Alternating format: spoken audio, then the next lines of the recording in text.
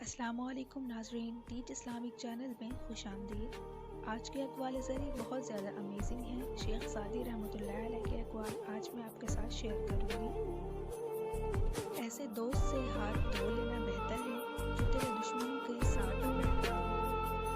ہر وہ شخص جو استاد کی سختی نہیں جھیلتا، اسے زمانے کی سختیاں جھیلنی پڑتی ہیں۔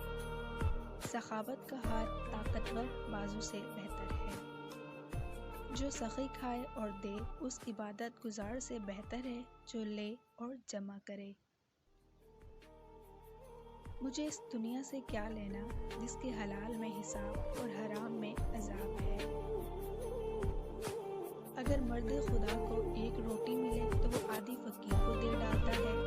اگر حریص کو ایک ملک کی بادشاہت بھی مل جائے تو وہ دوسرے پانے کے خیال میں رہتا ہے۔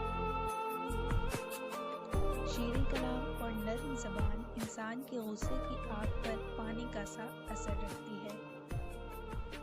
تعلیم انسان کو بولنا تو سکھا دیتی ہے مگر یہ نہیں سکھاتی کب کہاں اور کتنا بولنا ہے۔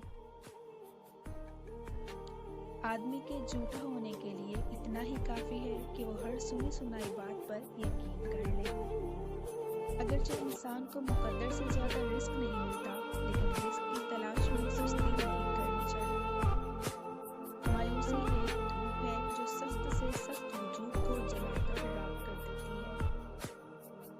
اس سے تو خاموشی بہتر ہے کہ کسی کو دل کی بات کہہ کر پھر اس کو کہا جائے کہ کسی کو نہ کہنا۔